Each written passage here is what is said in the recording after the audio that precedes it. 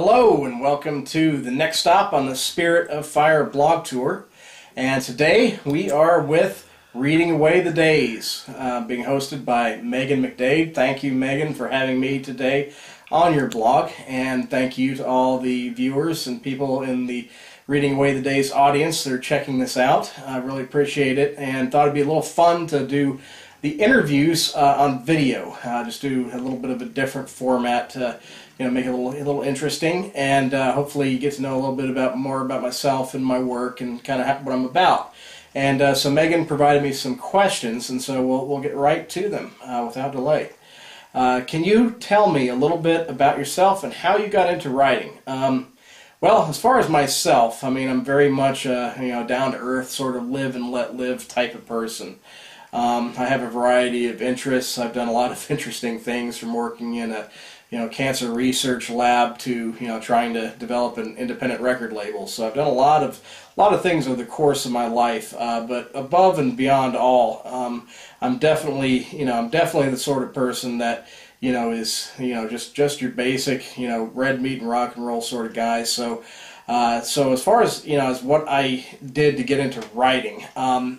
My basis as a storyteller and my love of reading, and that led to me, wanting to become a writer. And I had dabbled in, doing some things up through even high school, as far as but I didn't really feel I got serious about writing until I had gotten into my college years, when I made my first attempt at completing, a full-length, novel manuscript. And so that was the point when I realized that, yeah, I think I can go down this road and bring some of the story ideas that I had percolating in me out. And also I'm also a filmmaker, so in terms of storytelling, that's another medium that I do use to tell stories. And so that all kind of got its focus just a little bit after my college period. So then the next question is, can you tell us a little bit about the Fires in Eden series?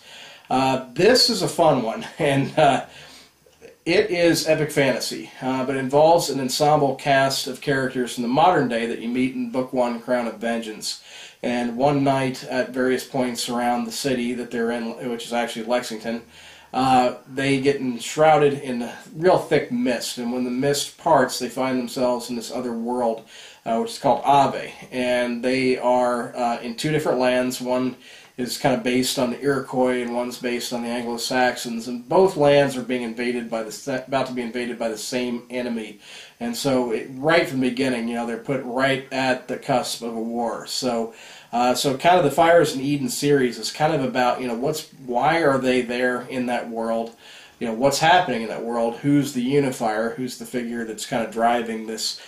These invasions, so these last kind of holdout areas that are kind of resisting him, and it tells that it's very much a layered type of fantasy. There's a lot of plots, subplots, and things like that, but it definitely at the core, it kind of follows along that storyline. As far as the whole story about the unifier, what's going on in Ave, and where these modern day characters kind of fit into it. Projected to be about a 7 to 8 book series. Currently, book 3, Spirit of Fire, just came out, so we've probably got about 4, maybe 5 more. It just depends on how we, how the books are cut for the future installments. They already are pretty hefty, because this one clocks in close to 800 pages. So I don't anticipate them getting too much bigger than that. But probably about 7 to 8 books in all. So. Where did he get the ideas for the series? This is actually derived from my own personal fantasy. The idea of kind of like walking around the corner, going into a mist, going through, like the proverbial wardrobe in Narnia, and finding yourself in a fantastical world, and one that you maybe even can't get back from. You're kind of thrown into a whole new world, and what do you do? And so that kind of is where the genesis of the Fires in Eden series came from. It's kind of like that idea of, that, when you're a kid and you're playing, and, you're using your imagination and you can envision yourself, in fantastical worlds. It's kind of like taking that into a literary context, then really running with it. So that's kind of like where the idea, or the seed, I guess, came from for the series. What is a typical writing day for me? Oh, wow. Right now, I used to write into the night pretty late, but based on the kind of pattern I'm on now, I'm actually a person that writes in the early part of the day, the early morning up until like late morning, early afternoon is the ideal time for me to do my main writing session. I have a definite workspace that's set aside only for writing. I don't do any other work on that computer. It's not connected to the internet, and so it gives me a real, it kind of clicks me in mode when I sit down at that computer. During the rest of the day, that's what, the middle part of the day is when I'll do my more business stuff of being an author and doing the social media and things like that. And then at night, if I will have a second writing session if I'm not too tired. I've learned not to force it if I'm really, really fatigued, because I end up rewriting most everything I do in a session like that anyway. So, but if I am feeling clear-headed mentally, I will definitely do a second writing session. And but the typical is kind of like a 4 to 5 hour writing session in the early part of the day. And but I have been known to go on full day tilts and do 10 or 12 hour days as well. So, but the typical day is probably more like the former. So. What are my thoughts on the illustrations in the books created by Matthew Perry? This is something that's a lot of fun for me because I always love artwork. Like Frank Frazetta's stuff with Conan or John Howe's with Lord of the Rings, and it's just something that I really wanted to have in my novels from the get-go. And we were able, luckily, to have a situation where I have a great artist, Matthew, who's been a really good friend of mine. He's worked with me in the film business side of things, and he agreed to come aboard and do illustrations for the Exodus Gate and for my novels after that. So all 6 of my novels carry full sets of interior illustrations, and he has also done the cover art.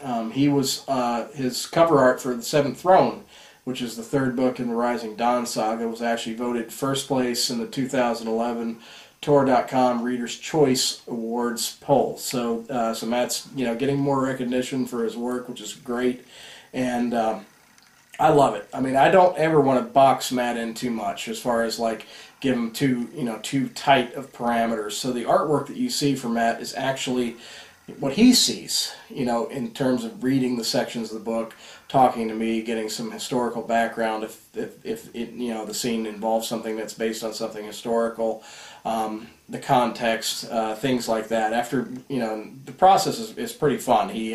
What he does, he typically comes up with like sketches in progress and then gives them to me to see if there's any glaring differences between what he's coming up with in the book.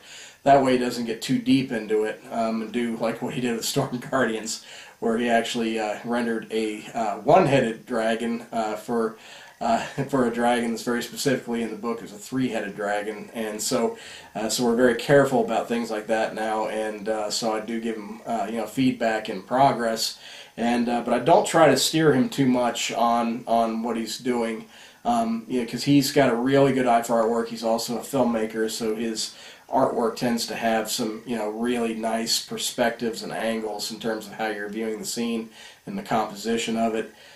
He's really superb at drawing creature art and things like that, and so of course with series like mine, I mean, it's like a playground for him.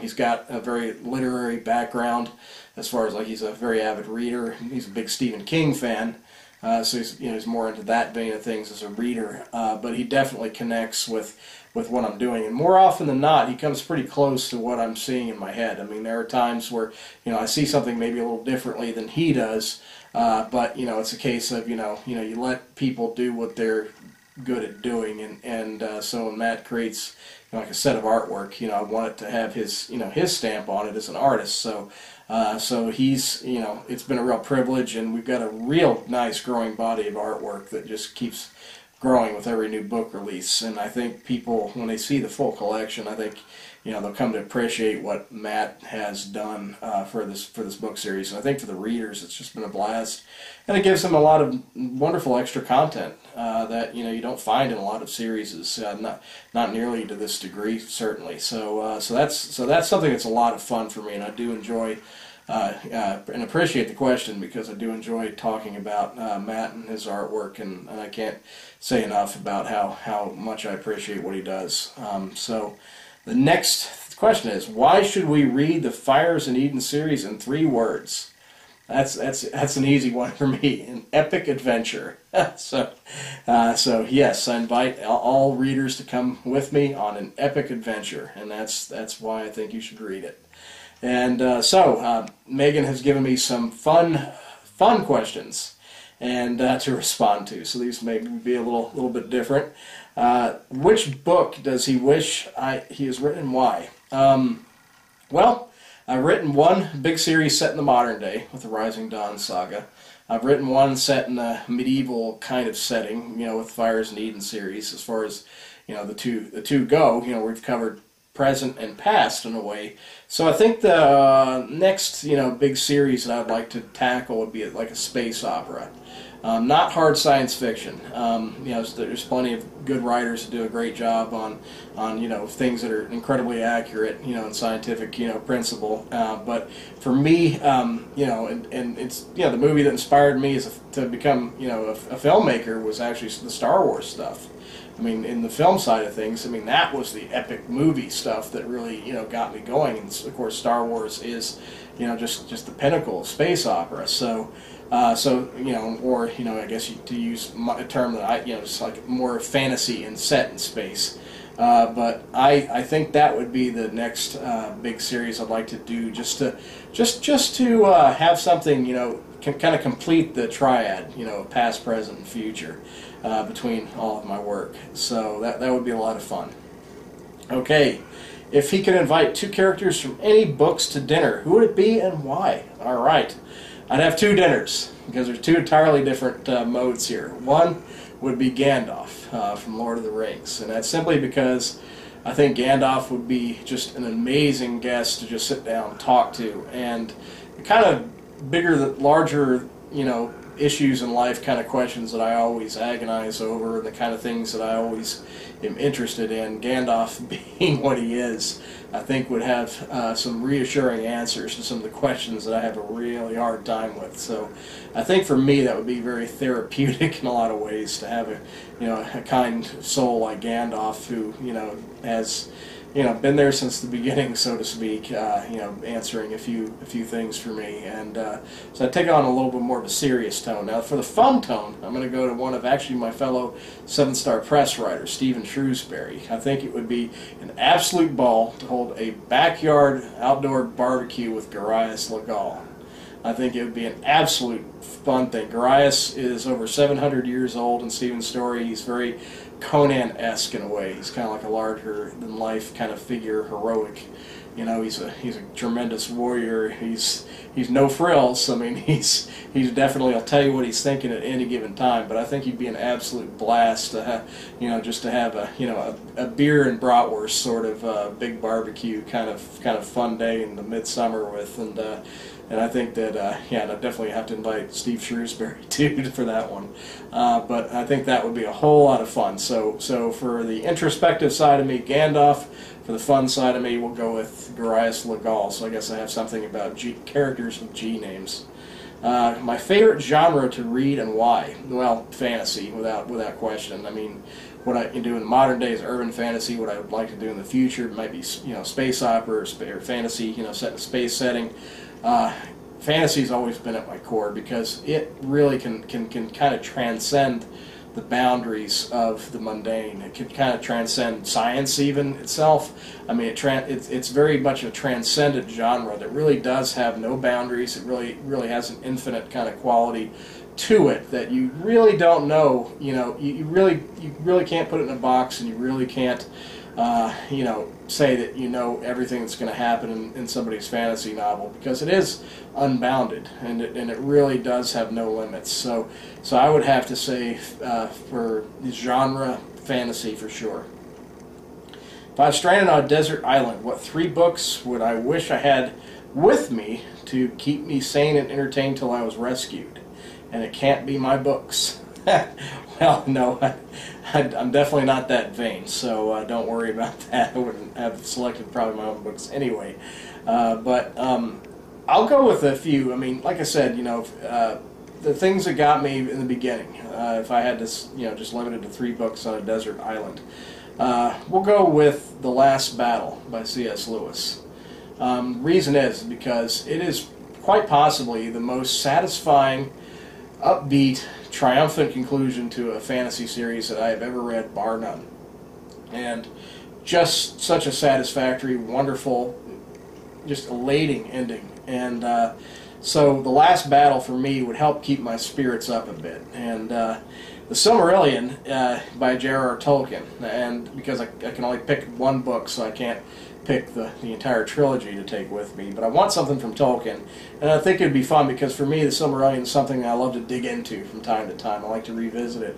I like to really, and it would definitely be something that would help occupy a lot of time while I'm stranded on a desert island as I learn try to memorize the various elven lore, the tales of the Valar and Melkor and Ungoliant and all the cool stuff of the earlier ages of Middle Earth, and I think that would be to keep me entertained would be a good option. And then I'd just wing it and pick one of the volumes of Robert E. Howard's Conan's short stories, because those are stories I can reread again and again and again. Just love them. I mean, I think a true master, the guy that's the true in many ways a godfather of the sword and sorcery genre, and definitely one of the founding fathers of it for sure. So, but he's Robert E. Howard is a great author, and with the stories being able to be read multiple times and get something different out of them every time, I think if I was stranded and limited to 3 books, I would have to include that as one of the 3. So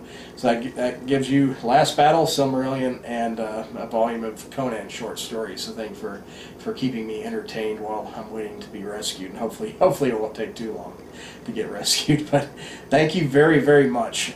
Really appreciate, that was the last question, but I really appreciate the opportunity to visit with everyone today, and I hope you got a little more of a sense about what I am about, and I invite you to definitely follow up with me. I can be found at StephenZimmer.com, and that's Stephen with a PH and last name ZIMMER.com, and please do, I'm very accessible to my readers, so if you do read my work and have questions, comments, or want to get a hold of me, I'd love to hear from readers. And again, I really appreciate the opportunity to be on Reading Away the Days. Thank you, Megan, and hope to see you again with a new tale in the future.